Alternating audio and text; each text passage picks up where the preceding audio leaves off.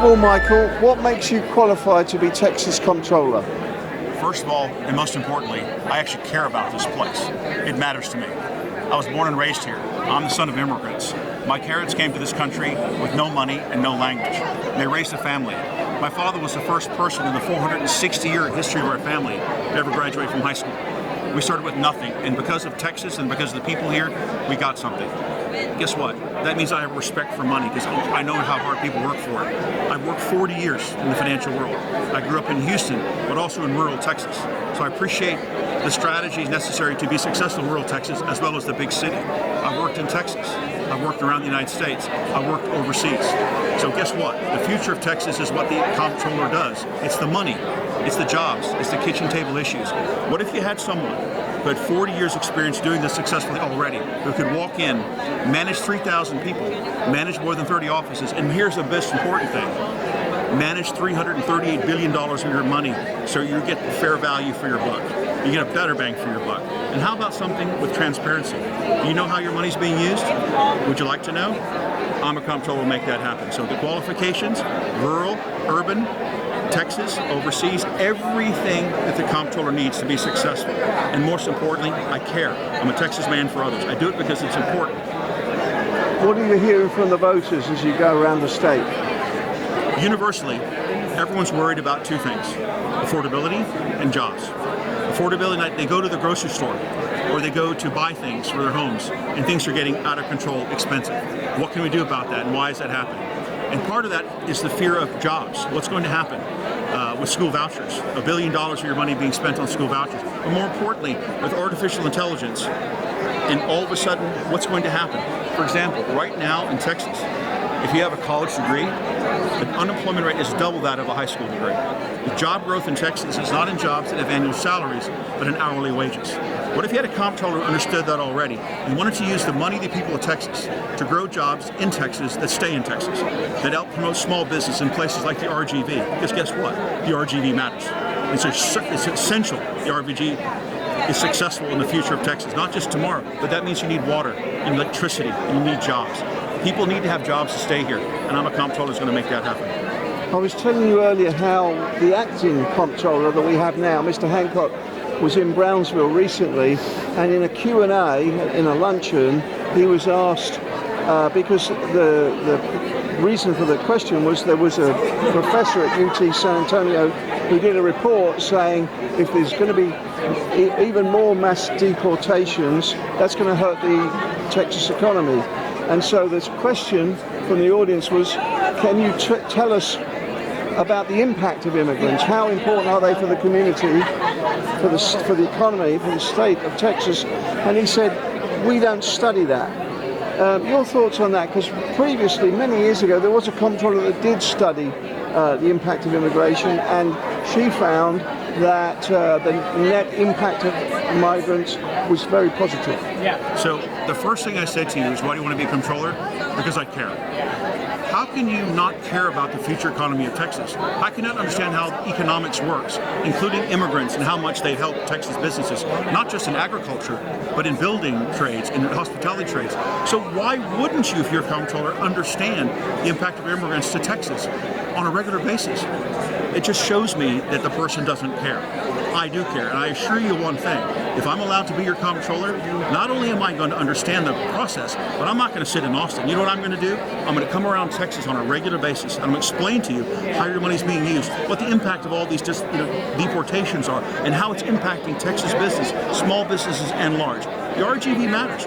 We need small business here. We need immigrants to help us do the work. It's crazy that this acting comptroller had no idea or didn't even care enough. I assure you I'm the exact opposite. Not only are you going to do studies, but I'm going to show you and tell you the impact of the numbers. We're here at a Meet the Candidate event here in Harlingen, and I overheard you talking to a voter a few moments ago about your concerns on the impact for our region of losing teachers because of this new, the passage of the voucher bill. Explain that if you would. Certainly. So, first of all, understand one thing. My mother was a teacher. I've got two sisters who are teachers. Having grown up in rural Texas, I understand the importance of the school system, the public school system, to rural Texas and to Texas. I am not for school vouchers, but here's the reality. It's settled law. It's going to get done. This year, $1 billion of your money is going to be spent on school vouchers. Who has complete control of that entire process? The money, how it's done. The Comptroller of Texas. So he controls everything, right? A lot of people are nervous about that. Why? Because the Comptroller doesn't have to show you how the numbers are being used for at least 5 years. If I'm your Comptroller, you're going to know from day one how the applications are processed, how your money's being used. But here's the most important thing. Here's the impact of the vouchers on private schools, but here's the impact of the vouchers on public education, rural. So you understand, every dollar we put into vouchers, this is how it's affecting public education, rural and urban. So you understand both sides of that coin. Now think about it this way. I was at a meeting last week, and I was talking to people who are very pro-vouchers, and that's okay. I mean, that's the law. But here's what I said to them. In the area you live, is there even a private school? You know what their answer was? No. Where's the closest private school? 60 miles away. So I said, in your town, where you actually have a very good school, in your county, you're not going to get any benefit at all from these private school vouchers, or Texas Education Freedom Accounts, I like to call them. That's correct. So you're in favor of something where your money, you get no value whatsoever. But here's the thing you're missing. Those schools, this was an area not far from Dallas. Those private schools are going to need teachers. Guess where they're going to go get their teachers? From the rural public schools. If a teacher has 5 to 10 years experience, say under the age of 40 or 50, imagine if those private schools come out to your high school and say, look, how much like a $30,000 pay increase, guaranteed for 3 years, we'll pay for all your moving costs, and here's a $15,000 bonus. How can those private schools do that? Because they're using your money from private school vouchers. So think about it. You don't get any benefit from it, but your private school voucher money is going to be used to take away your best young teachers from your high schools. How hard is it going to be to recruit new ones with the same skill set? Have you ever thought about that? So as Comptroller, I'm going to wake people's eyes up to how this money is being used and why it's being used that way. But most importantly, every application has to be treated the same way. It has to be treated fairly.